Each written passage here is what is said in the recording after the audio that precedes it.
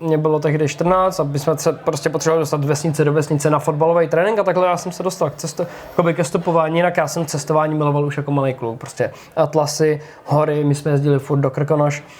Takže já jsem k tomu měl přirozenou lásku a jakmile jsem objevil stopování, tak jsem zjistil, že po pár dnech, jako co to byla jenom taková ta doprava, abys nemusel platit, tak po těch pár dnech, jako po pár stopech zjistí, že to není jenom jako to, aby si neplatil, ale je to cesta k lidem a pak začneš objevovat nějaký státy, o kterých se tradují různé věci a pak tam jedeš, zjistíš, že realita je jiná a takhle prostě jedeš dál a dál, takže ono jako všechno šlo krásně do sebe. Takže zdar lidi, já jsem Pavel Adventurer, jsem tady na cestovatelském festivalu Travel Fest tady v Expediční klubovně v Brně a tady jsem odchytil Šebíka, Šepa Steinbock. Ahoj. Čau Šebíku, zdravím tě. Čau Pájo, díky za pozvání. Díky moc, díky za to, že jsi tady. No a Šebík je cestovatel, já jsem si o něm něco takhle narychlo zjistil, takovou nalivárnu jsem zjistil jsem, že ti je 21 let, že cestuje, že jezdíš stopem už jako od kolika? Od 14? Od 14 let. Od 14 a máš za sebou projetý jako kupu zemí. Jo, prostě mladý, prostě teďka si odvykládal, odrepoval, jak říkal. Bylo to hodně, jako posledních pár minut bylo hodně takový rychlej small talk. Bylo to jako z Kalašníkova, prostě no to nás pálil prostě ostrýma. Dokonce jsem mi před chvíli přiznal, říkám, ty jsi střelec, a říká, já jsem fakt střelec, a on narozky za pár minut. Vidíš, na mě je 21 teprve, teď posledních pár dní je mi 21. No. 21 a už to celkem jako řešeš, musím ti říct, že teda jako je to slušná garda. Díky. To nebojíš. Super. Tak jo, hele, tak já bych se tě zeptal na úvod, kdybys nám řekl, jak jsi dostal k tomu cestování, jako ve 14 na stopa, to je jako slušný, jo, to jsi byl ještě celkem mladík. No, hele, znáš mýho staršího bráchu Mariana, tak my, když Máriovi bylo, možná mě bylo i 13 tehdy, jo, ale bráchovi staršímu bylo 16, mě bylo tehdy 14 a my jsme se prostě potřebovali dostat vesnice do vesnice na fotbalový trénink a takhle já jsem se dostal ke stopování, jinak já jsem cestování miloval už jako malý kluk, prostě atlasy, hory, my jsme jezdili furt do Krkonoš. Takže já jsem k tomu měl přirozenou lásku a jakmile jsem objevil stopování, tak jsem zjistil, že po pár dnech, jako co to byla jenom taková ta doprava, abys nemusel platit, tak po těch pár dnech, jako po pár stopech zjistí, že to není jenom jako to, aby si neplatil, ale je to cesta k lidem a pak začneš objevovat nějaký státy, o kterých se tradují různé věci a pak tam jedeš, zjistíš, že realita je jiná a takhle prostě jedeš dál a dál, takže ono jako všechno šlo krásně do sebe, že tím, jak jsem vyrostl na vesnici, byl jsem zvyklý chodit ven, byl jsem zvyklý čas trávit v horách, tak to bylo takový jako potom přirozený postup prostě jako někam dál a dál. Jasně, OK. Hele, já jsem třeba jel poprvé na stopa ve 21, já jsem se k tomu jako tak nějak dostal, jako třeba jednou k nám přijela prostě kamarádka od mamky a povídala, jak prostě jeli také jako neměli na autobus nebo prostě nic nejelo, jo, pak jeli stopem do Francie a tak. Každopádně pro mnoho lidí prostě jako jet někam ve 14 jako stopem, to byl teda sám nebo s tím bráchou? Sám i s bráchou. Jo. Začal jsem s bráchou ve 14, potom jsem jel třeba i sám, ale to byly takové stopy 20-30 km třeba. Jako je lokální, jasně. Ale, lokální, no. Ale i tak prostě si myslím, že spousta lidí si řekne, jo, jako tak to je odvaha prostě. No, je to jako brzký věk, ale dává to smysl s tím studiem potom, jako, že na střední já už jsem pak jezdil častěji, jo, že na Inter prostě vždycky o víkendu stopem, jo, vychovatelky mě nakonec i nechali jezdit stopem, že oficiálně nesmíš, ale oni pak si zvykli a byli s tím v pohodě. A kdože? Vychovatelky třeba na Interu, víš, že tam musíš dokládat, jak si jel vlakem a takové věci. Já jsem jezdil stopem jako jediný a měl jsem to dovolený třeba, no, ale... Jsi to mohl třeba ve Photoshopu urvat. No tak já nejsem fakeový typ, takže to by mě sralo akorát. Prostě na protokolu spolužáci jezdili vlakem, autobusem a ty prostě přijel stopem, jo. Jo, tak já jsem pár spolužáků potom naučil stopovat, takže jako jezdili, ale ne, oni jako teď jezdí furt vlakama a tak, ale... Jo. To... Jasně. Super, tyjo, takže si takhle, takže OK, jako pochopili jsme, že se nebojíš, máš koule, máš odvahu. A teďka pojďme třeba projet, teda co třeba byla, jako beru Českou, jasně, tady po vesnici, mezi vesnicema, tamhle, jo, něco, jasně, akcičky na školu, na internát, dobrý. Kde jsi jel třeba poprvé do zahraničí? Kam jsi jel? Co to bylo? Ale když to vezmu, že úplně solo cestu, solo sám, tak to bylo Maďarsko, bylo mě 16 a tehdy tam jsem jel tehdy vlakem, ale už právě v tom Maďarsku jsem byl úplně v malinkých vesnicích, nikdo tam nejezdil, západní prostě jakoby města a teď mě to vypadlo, Estegrom. Tam nikdo nejezdí, hrozně krásná oblast a tam jsem právě začal stopovat a ono to šlo easy, tak jsem se dostal do Budapešti a potom jsem vzal už 2 busy Já jsem tam tehdy strávila, nevím, týden prostě, jo. Tak nějak solo cestovat, poznávat, spát venku, jednou couchsurfing nějaký. No a pak po cestě domů, tak jsem dojel už jenom na hranice jako u Brna a pak už jsem jel stopem až domů, že jsem si říkal, že už to prostě jako zkusím, no. Tak to byla taková jako první větší nakopávka, no. Jinak předtím jako hodně to Česko a sousedy, ale to bylo jako s rodičema nebo ve dvou třeba. Super, rodiče. A teďka to byla další moje otázka jo, že prostě co na to rodiče, jako v 16 prostě stoupil do Maďarska. Hele, abych byl jako upřímnej, že ono, jak jsem jel tam vlakem, tak to bylo v pohodě, ale cestu zpátky třeba, když jsem potom doma řekl, že jsem jel stopem, tak mamka nebyla úplně taková nadšená. Byla taková, když jsem ti říkala stopem ne třeba, jo. No, ale já jsem tehdy už během té cesty poznal úplně boží lidi, jako jenom v Česku, víš, že Česko je nejlepší země na stop, že jo, za mě. Tak prostě jsem jel skvělý lidi, prostě co žili v zahraničí, jo, potom třeba taky vandráci, potom úplně nějaký právník, jo. Zjistíš takovou tu jako různorodost a tak mamka tehdy nebyla nadšená, táta si taky ne, ale postupně si jako zvykli na to, že pro mě to je komfortní zóna. Jo, pro mě je nekomfort naopak být někde na hotelu nebo koupit si bus vlak, jako je pro mě často jako nekomfort, pro mě komfort je prostě stopem. No, takže teď už to je dobrý, teď už to aklimatizovaný, furt si jenom jako nastavuju ten level vejš a vejš, kam se jako podívám, ale kdysi samozřejmě to nebylo něco, co oni by preferovali. Jo. Jasně. Že ono se jako třeba říká, že rodiče vlastně mají reálně šanci to dítě vychovávat a teďka nevím do 4 let. Jo, to je jenom taková vsuvka.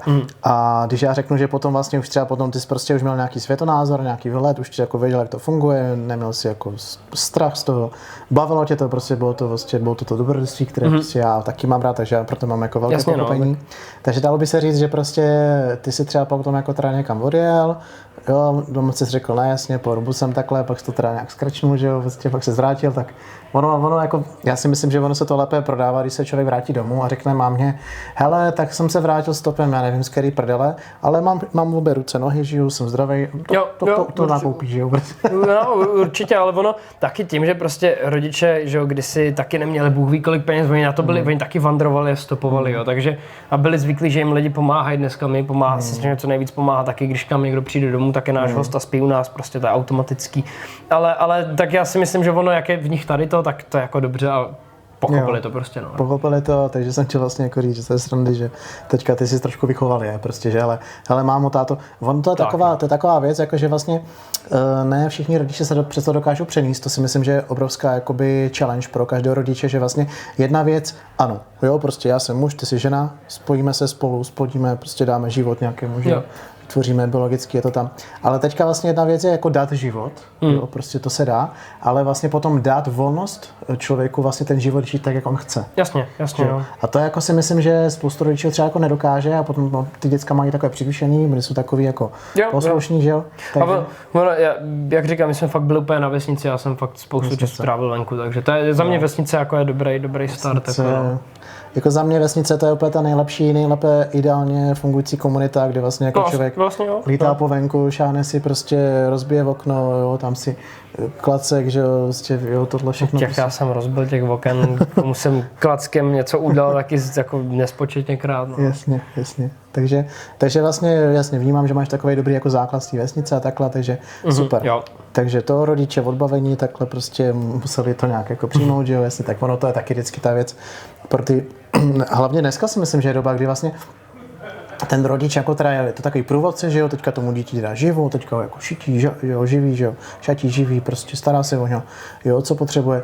Ale ono jako často dneska, nebo ti rodiče jsou takové, jako, že mají zkušenosti a takhle, ale ono často to dítě je učitel pro toho rodiče, že jo. A teďka jako najednou jako ten rodič se vlastně učí to dítě přijmout, takové, jaké je, prostě, že tak to má rád, takhle tohle dělá, že jo, prostě je to nebezpečné, maminka má strach, že jo. Jasně, jo. Takže... A tak by to mělo být, že jo, jako ať se lidi učí sami od sebe navzájem, že jo. Jo. Jasně, takže tohle proběhlo, takže Maďarsko proběhlo a co bylo dál? Jak se to vyvíjelo? No, pak jsem začal střední, to už jsem ti říkal, že jsem jezdil prostě na Interfurt, jo. A během střední tak mě prostě napadlo poprvé takový to jet jako dál, ale zároveň jsem nechtěl jet jako do sousedních států stopem, ale chtěl jsem letět, takže já jsem si koupil úplně nejlevnější letenku, která tehdy byla z Norimberka, já jsem ze západních Čech, takže do Norimberka jsem se dostal vlakem a letěl jsem na Maltu a tam jsem právě 5 dní čistě stopováním a jako hajkováním. No a pak jsem se jako vrátil a to už bylo takový, že jsem si říkal, tak tohle vlastně bude něco, co já asi budu dělat, protože ta cesta na tu Maltu byla dost taková přelomová. To Maďarsko bylo přelomový samo o sobě, ale ta Malta, jak mě, že bylo prostě 17, teď jsem potkal další cestovatele tam, stopaře hustý prostě z celého světa. Tak to bylo jako takový hodně nakopávací a bylo mi jasný, že to budu jako víc a víc, no. Ta Malta byla další. Potom přišel covid, že jo? Takže to jsem udělal zase skvělou cestu po Česku, protože já mám hrozně moc lidí dneska cestuje a má hrozně málo prozděný Česko. Já sám za sebe si teda troufám říct, že Česko mám prozděný dost dobře. A právě díky tomu taky během covidu, tak já jsem dělal cestu vlastně kolem dokola Česka, jenom hlavně podél hranic, tam, kde se dá dostat stopem, boží, prostě 10 dní, 12 dní v Česku, prostě poznat to tady pořádně a pak během dalších cest to Česko mám jako fakt krásně prošpikovaný, takže ten rok 2000, třeba teď asi to bylo 20 bych kecal, 2020, tak jsem byl hlavně jako v Česku, což bylo boží. No. Jasně. Úplně naprosto jakoby souhlasím, rezonu s tebou, jakože já jsem taky Česko hodně poznal, jezdil jsem do řeky český, jezdili jsme na kola, vlastně, z vejšky, prostě běžky, lyže, jo, prostě ono tak jako bejvá, že prostě ono se říká, jo, že třeba já nevím, já jsem jako v Ostravě, že jo, tam my jsme chodili třeba, s mamkou jsem chodil jako malej na Lisou horu, že jo. Jasně, jo, a prostě v Beskydech, že jo, největší hora, a prostě Lisá hora, že jo. A spousta lidí, kteří žijou pod tou horou, tam v životě nahoře nebyli, prostě úplně šílený, jako jo, a třeba. A jezdí tamhle do Tramtárie, Bůh ví co. Ale zase jako ono to tak jako jsem vypozoroval, že třeba teď jsem byl v Albánii u moře a prostě ten můj kámoš z té vesnice, ten Albánec, ten on mi říkal, že nikdy nebyl na ty vedlejší pláži v té vedlejší vesnici, prostě, jo. A nevím vůbec, jestli se chodí koupat do moře, prostě, jo. Já to znám tady to, no. A tady v těch jako zemích potom na východ, oni jako nejezdí, že nikam, no. Takže to znám. A tak je to ta paralela jako na takový ty typický Čechy, který prostě nadávají a nemají rádi cizozemí, nemají rádi alternativní způsoby cestování, nemají rádi jiný jako kultury, ale oni nikde nebyli. Třeba, no. tak to je taková paralela jako, no, k těm lidem naopak lokálním ve východních zemích, který prostě nikam nejezdí, protože na to nejsou zvyklí. No. Jasně, přesně tak. Super. Tak a teďka já jsem si tak vlastně o tobě taky zjistil, že teda tam byl nějaký, teďka jsem kousíček jako přednášky o Iránu, k tomu se dostaneme, byl tam nějaký Omán, Maroko, jestli se nepletu. Co dál, tak země, který jsi projel třeba? No, Balkán, už v těch 18, že tehdy krom Srbska a Moldavska a Kosova, ale vlastně jinak jako všechny státy Balkánu. Tam byla právě cílová země, že Albánie kdysi.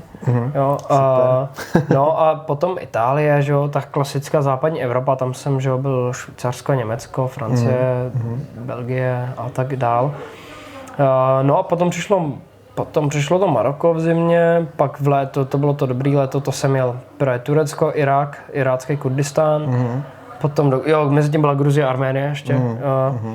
Potom byla právě Gruzie společně s tím Irákem ten rok a ještě Tadžikistán, Uzbekistán, potom byl ten Omán. No a po Ománu vlastně jsem pracoval chvilku někde na farmě a pak byl Irán. Turecko, Irán. To bylo teďka v létě? To bylo na jaře, v létě jsem byl v Kosovu právě se podívat, v Kosovu a v Srbsku se podívat, no. Jasně. Takže teďka třeba v rámci toho Iránu viděl jsem, že jezdíš prostě teda stopem, to je jasný, prostě jezdíš do přírody, byl jsi třeba na nějaký nejvyšší hoře v Iránu. Jo, tam nějaký fuck upy, jo, tam průvodci odpadali. Ono se tam se dá, já chodím bez průvodce, že jo, a jasně. Tam na ten nejvyšší kopec, ono je to prostě 5670, 610, ono se to liší, oni to přeměřovali, to je jedno, to je fuk úplně, jo, ale prostě je to přece jenom výška, do který je dobrý mít aklimatizaci, že jo, a což já všechno dodržuju, aklimatizaci a tady ty věci, jenomže třeba náš guide během toho měl chřipku, pak nahoře prostě začala bolet hlava, jo. A náš guide, já říkám, že já jsem se připojil ke skupině bosenců, který tam šli s guidem. Já prostě je dobrý tam na ty vrcholy nelíst sám, i když mají 5,5, je dobrý to respektovat. No takže pak byly fuck upy prostě po cestě dolů, jo, ještě přišla bouřka, lezli jsme tam za blbýho počasí. No, takže takovýhle jako věci tam staly, no. OK, takže, ale viděl jsem tam, jako, že jsi volal i ty kontrasty, jako, že jsi byl nejvýš, pak jsi byl třeba u toho Kaspického moře. No, minus 27 metrů pod mořem, no. Jasně. Jasně, ale jakoby asi jsem navnímal, že zhruba stejný styl, který mám já, tak tež rád, takže do přírody prostě vypadnout, jako prostě do Nejsem moc městský typ. Teda to v tom Iráne, v tom paradoxe, tam jsem nejvíc času trávil v městě s těma lidma. Tam se nedá jako tomu vyhnout a ty lidi jsou tam úplně skvělí. No. Jo, Iránci, jasně. A jak jsi tam vlastně byl v tom Iránu? 44 dní, jako den před tím, než mi vyprchali víza, tak jsem odjel. Já jsem dostal víza na 45 a byl jsem 44. 44 dní, jasně. A teďka tam byla teda nějaká dívka, Lara se jmenovala, to byla odkud? Lara, z Belgie, solo cestovatelka. Jak jste se potkali? No na hostelu jsme se potkali, já jsem byl úplně vyčerpaný, tak jsem šel na první hostel a tam jsem potkal Laru a vyčerpání jako nějak slehlo. A jo, ne. Takže a solo cestovatelka z Belgie a takhle jsme se jako potkali, no. A pak jsme spolu začali tehdy cestovat v tom Iránu a to jako by spojilo dopředu, jsme se jako dali dohromady, no. A teď jsme spolu. Teďka jste spolu? Fakt jo? A jak to jakoby dáváte na dálku nějak? Vzhledem na to, že jsme jako na dálku, tak vlastně z půl roku, co jsme spolu, tak jsme vlastně 3,75 měsíců byli dohromady, což je na dálku docela dobrý, ne? Takže já často jezdím do Belgie, nebo často, byl jsem tam 2 měsíce. Já jsem nejvíc tam měl překvapit jednou, pak jsem tam zůstal na měsíc, pak jsem tam dostal práci na nějaký farmě, totální šlichta, ale měl jsem tam prostě práci. No, pak jsem tam jel na otočku jednou, teď pojedu po druhý a taky Lara teďkom pojede sem, jo. Takže zatím to dáváme. Jo. My jsme si řekli, že uvidíme prostě, jak to půjde, jo, pro mě to je nějaký první větší vztah na rovinu, takže já jsem rád, že to šlape a uvidím, jaký to bude dál. Takže jezdíváš tam, takže tam jsem se právě chtěl zeptat, co děláš, takže nějakou prácičku, takhle, co tam? Já jsem měl nějakou takový ty sezónní práce, jak pracuješ jabka v nějaký firmě, je to šlichta hrozná, jako podprůměrná výplata, ale máš práci lepší, než tam být na zadku, prostě měsíc, no. Jasně, a tak jako bydlíš třeba u ní doma, nebo já jsem bydlel u jejich rodičů. Jasně. A když ona třeba přijde semka, přijde taky jako na díl, dělá tady něco? Ne, ona nemůže přijet na díl, na to není čas. Jako. O prázdninách tady byla, že jo, ale to jsou prázdniny, ona měla gapír, takže mohla cestovat. O prázdninách jsme projeli Česko spolu, aspoň z té části, co jsme měli čas. A teď, když přijede, tak budeme spolu a potom ona zase jde kvůli práci zpátky a já teď pojedu za ní. Jasně. A co ona dělá v Belgii? Mechanický inženýr. Ale přesně teda, co ona dělá jako práci jako v ofisu, jako to, ale to přesně to ti neřeknu. Teď dělají projekty s nějakým topením. OK. Jako vytápění domu a tak. Takže říkáš takový jako první velký vztah, takže předtím ještě nějaká jiná cizokrajná dívka nebyla? Ne, cizokrajná ne, jako párkrát jako, ale ne, to nebyl ani vztah, jako to vlastně takový první fakt větší vztah. No.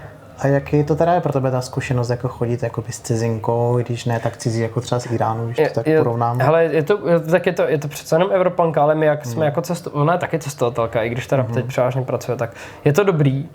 Pro mě to je prostě pro angličtinu boží, že já jsem na to strávil v Česku jenom asi 5 až čtvrt měsíce, takže já mám angličtinu teď jako takový přední jazyk a často mi angličtina skáče do češtiny, jo, že jsem jako přeplej.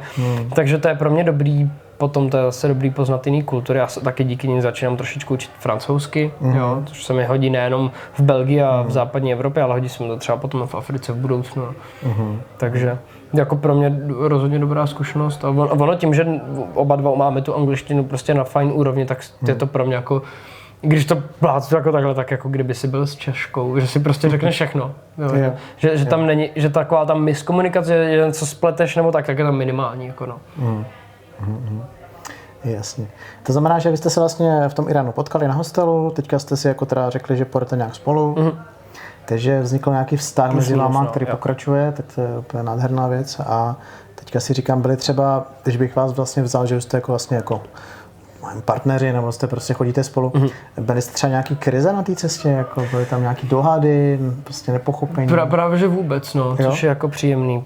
Pro mě to je jako super, že jsme se fakt jako nehádali vůbec, což bylo jako v tom Iránu, to jako ani není moc tam o čem se, a jako může tam, ona jak byla předtím cestovala s nějakým tím číňanským turistou, tak ten už jí trošku vysíral, ale potom my jsme si jako, já jsem to říkal, že my jsme si fakt sedli takovým způsobem, že já sám jsem z toho byl jako překvapený, že jako bylo tam pár situací, kdy si říkám, že mě nedala prostě facku, nebo že už prostě to byl takový extrém, ale ona je taky dobrá, jo, ona zvládne extrémy, takže jako žádný hádky, ani takový jako žádnou větší krizi jsme na cestě jako neměli, no, nikdy. Jako co jsem viděl z fotek, tak jsem pochopil, že teda jako vlastně s tobí nedělá problém, to už je celkem jako jakoby bych řekl to už je velký krok. To už je, vlastně, abych řekl, že ta dívka už na velkém jako levelu pro mě jako cestovatele. Jako, to je green flag úplně, že jo.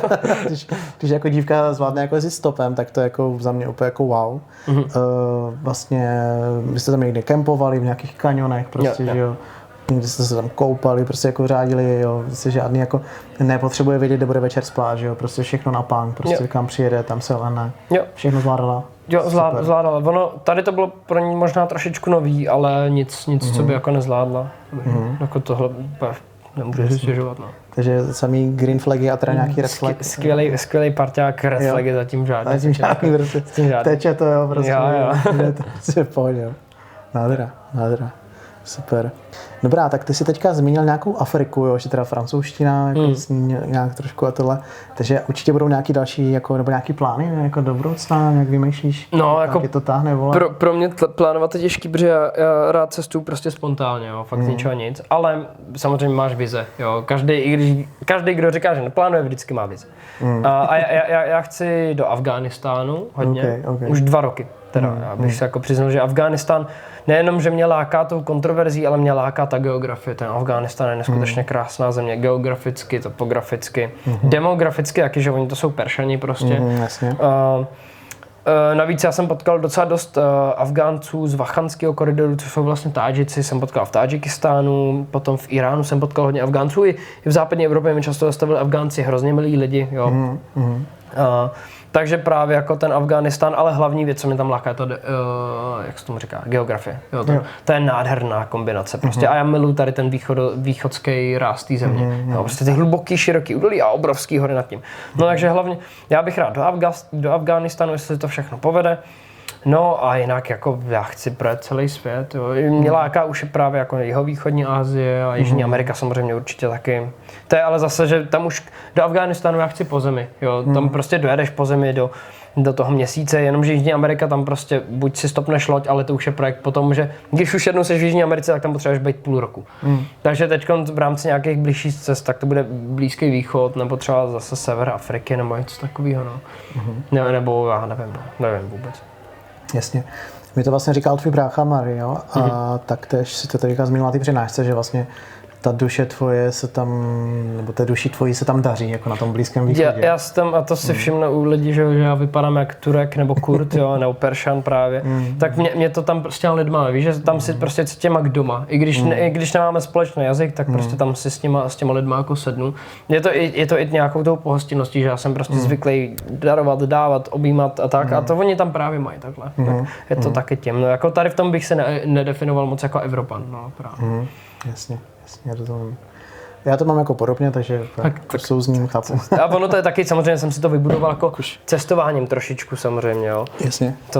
To ty asi hádám taky, že jo. Jasně, ono to srdíčko se otvírá postupně, že člověk poznává sám sebe vlastně i skrze to, že je v nějaký jiný zemi, že je vystaven nějaký jiný mentalitě. Jasně. Super, takže vlastně tak nějak jako ta touha tam je, jsi mladý, máš vlastně celý život před sebou, když to řeknu. Jo. To zní teďka to... Nějakou větší část, jo. to vždycky říkali ti starší lidi, to vždycky srále, jak to říkali, ty jsi takový a tohle. Ne, to je jedno, prostě hele, já jsem třeba poznal, že já jsem teďka třeba když dobu necestoval, teďka zase cestuju a musím říct, že to cestování je pro každý věk, jakože vnímám, že vždycky to člověku něco dá, prostě vždycky mu to něco dává. A takže za mě cestovat kdykoliv, že může cestovat celý život. Určitě, no. Na etapy, může na díl, jo, když to jde, jo. Dobře, a teďka, takže třeba, protože nějaká Jižní Amerika, kdyby tam jel po zemi, tak tam jako bejt na díla, tak jeho východní Asii si zmiňoval. Afrika. Takže ty jsi teďka byl třeba jako v té severní Africe. Já jsem byl jenom v Maroku. Jasně. No. A co třeba subsaharská Afrika, jak to s tebou rezonuje? Subsaharská, to je teď která část to je teď? No, jako Čad, jo, nebo takový Sudán, to jsou ty nepouštní oblasti, to znamená, že všechno. Jako mimo Saharu, to znamená... určitě taky, já bych hrozně rád. Hrozně mě láká centrální Středoafrická republika, protože tam nikdo nejezdí. To bude hustý, jako. A to už pozor, to zase je to tam na punk bez očkování, nepřipravený, to už si člověk zahrává jako se životem, takže tam to chce trošku víc té byrokracie. Chce to samozřejmě víc peněz, protože tam člověk prostě, tam třeba jsou oblasti, že jo, kde stopuješ, ale lidi to nechápou a když jim ty peníze nedáš, tak je třeba zbijou. Což já jsem tam nebyl, ale umím si představit prostě, že tam, když stopuješ a nedáš někomu peníze, jo, tak může být problém. Nebo obecně, víš, jako když tam pojedeš moc jako takovej, že já jsem zvyklý na low cost někde z Blízkého východu, tak to tě může docela semlít, takže tam to bude těžší tady na to určitě. Jasně, jako máš pravdu, že ono jako do té Afriky je dobrý mít jako nějaký obnos peněz, protože já jsem tam taky jezdil stopem a nebylo to vždycky snadné. Nevždycky, já to znám i z Maroka, ne vždycky se právě ten stop úplně podaří a občas to bylo takový dost nepříjemný smlouvání a korpak třeba, já nevím, jako nějaký Malawi nebo tady ty státy, jako kdo ví, jaký to tam bude, ale já věřím, že to bude boží, já tam jako rozhodně chci. Jasně. Jaký krásná krajina. Teďka mě ještě napadá, co ty a nějaký způsob obživy, jestli školu máš asi zase, předpokládám, nebo... No, já jsem nedostudoval. Já jsem přerušil, já jsem skončil studium. Jako vejšku, nebo... No, vejšku. Já jsem studoval geologii rok a půl, ale přestalo mě to nabíjet. Jasně. Už po roce jsem s tím chtěl skončit, ale nakonec jsem tam byl ještě další půl rok, ale to mě jenom jako potvrdilo v tom, že to. Takže já jsem mezi tím pracoval tady v baru v Expedition klubovně, rozvážel jsem volta, dělal jsem různé brigády, všechno možný, takže teď přednáším, jsem tam něco z toho je, pak pracuji právě v jiných státech, když to jde. Dělám jako všechno, co se dá, no. A ono tím, že cestu low cost, tak moc nepotřebuji, ale snažím se si našetřit prostě co nejvíc na nějaký jako větší cesty, no. Jasně. Tak za mě jako toto jako největší škola života, že jo, to je ta, bych řekl, ta pravá univerzita, jako cestovat určitě, no. univerzu nebo minimálně po té zemi, že jo. A myslím si, že ono si to, člověk těma životníma zkušenostmi si potom jako dojde k tomu, co by třeba jednou podnikl nebo podnikal nebo dělal. Ono to nějak přijde prostě, jasně, že jo, no. Jasně. Takže takhle, jasně, super. Dobrá, takže vlastně Afrika jasně bude. A jeho východní Asie, já jsem tady třeba měl Jirku Kaláta a ten taky vlastně zmínil, že by třeba rád Afganistán, jo. Já sám se taky na ně chystám, už tak mám pocit. To je taková meka nás jako bláznů, že jo, no. Přesně tak a krásně si o tom hovořil, mě to osobně taky velmi zajímá. Mám takovej jako lehký pocit, že ten Afganistán bude takovej druhý Irán, který tam budou úplně úžasný. Já bych jako, no možná jo. Uvidíme, nebudeme předbíhat. Nebudeme předbíhat radši, ale si na to sami. Bude to mít své šváby, ale bude to mít své kouzlo určitě, no. No a vlastně Jirka Kalát jako taky, jako jo, tohle super příroda, všechno zajímá, ale třeba říkal, že ta jeho východní Asie ne. Takže z toho, co ty vlastně si říkal, tak jako vnímám, že jsi takový jako pro všechno zatím. Že se ti to zatím nějak neomezilo, že bys jezdil jenom nějakou část světa. Ne, mě určitě lákají to jeho východní jako pralesy a takové věci, zase jiný lidi, jiný kultury. Určitě. Máš to tak jako otevřený, jako že zatím prostě po celém světě. Jo. Není něco, co bych jako vytěsnil, že tam vyloženě nechci, no. Jasně. Ono tak jako potom bývá, když člověk jako toho jako hodně projezdí a řeknu třeba je starší, tak potom už tak jako si jako zjistí, které ty místa má rád. Vytříbí si to, jezdí tam třeba zpátky, jako vrací jako do nějakých konkrétních, takže ty jsi teďka v tom rozkvětu, kdy vlastně jako poznáváš všechno, že jo? Jo, vlastně. Nicméně už vlastně dneska víš, jako, že ten Blízký východ, ta duše tam je prostě tam je dobře. Pro mě jakoby to, že můžu tranzitovat Turecko, protože musím tranzitovat teď, jelikož se nedá jezdit přes Ukrajinu a přes Rusko okolo Černého moře, tak to Turecko tranzitovat na Blízký východ musím vždycky a pro mě to je radost prostě. Že vím, že už se vracím do Turecka, i když rozhodně nesouhlasím s jejich politikou a s jejich agresivním způsobem podporování džihadistů a takových dalších věcí, ale prostě jsem rád, že tam tudy můžu jet na ten Blízký východ. Takže to je vždycky jako, že když jedu na východ, tak se raduju, že jedu na Blízký východ prostě. I kdybych jel dál, tak je to pro mě super cesta, protože minimálně nějakou dobu na tom Blízkém východě strávím stejně. Super. Tak já jsem měl další otázku a teďka ji nemůžu zachytit. Dneska víc. Jak jsme na tom s časem? Už budeme muset ale taky střihnout, ne? A budeme brzy končit a ještě mi vydržet, když tak vystřihnu. Já jsem ještě takovou dobrou otázečku, už vím, jazyky. Já jsem si všiml, teda musím říct, že mě to velmi jako zaujalo a velmi mě to jako jsem řekl wow, protože zase třeba budu referovat Jirka Kalát dneska, ten říkal jazykový typ, nic jako angličtinář, jakž tak. Ty si tam na konci té přednášky prostě měl takový jazykový koutek, že co teda ty a jazyky? Mě hrozně jazyky baví, já mám štěstí tady na to, že já jsem teda ze Sudet, takže jsem se naučil ve škole anglicky, německy. Německy do dneška prostě jako ze základky, ještě protože na středě němčina nic moc, ale ze základky prostě německy umím, takže se domluvím, dokážu nějaký základní fráze a prostě často mi to pomůže, i když stopu v Německu nebo v Turecku, když si stopneš turecký Němky, tak jakoby je to jako teda německý Turky, tak jako ti ta němčina pomůže. Angličtinu si troufám říct, že mám jako takovou, že jsem s ní schopný dělat úplně všechno. No a právě přes to Turecko a tak, že tak trošičku turecky, takový ty základy, prostě jak se máte, kam jedete, co potřebuju, kdo jsem. Jo, ruština, že jo, tak prostě kdo je otevřený tomu rozumět slovanským jazykům, panslovanština, srbština, ruština, dá se to. Nejsem rodilný mluvčí, ale v Gruzii, v Arménii jsem mluvil převážně jako lámanou, jako ruštinou. No a teď, jak jsem byl v Afghánistánu, tak mě právě, teda v Iránu, tak mě hrozně zaujala to Farsi, takže a on je to hezký takový znělecký jazyk, takže mám rád Farsi a budu se určitě učit víc. A to jsem i s arabštinou, jo, že arabština se mi taky líbí, v nějakých arabských státech jsem byl, takže určitě do budoucna arabštinu to. A pro mě základem v každé zemi, aby jsem šel naproti kultuře, naučit se prostě děkuju, ahoj, jak se máš. Takže já ti tady to řeknu klidně v arménštině a v gruzínštině, ale v těch jako neumím víc. Jo, to jsem v albánštině, že jo, to znáš, pešendétě, čušie, šumir, faliminderit, jo. Jo, mě tady to prostě jako baví a je to cesta k těm lidem hlavně, no.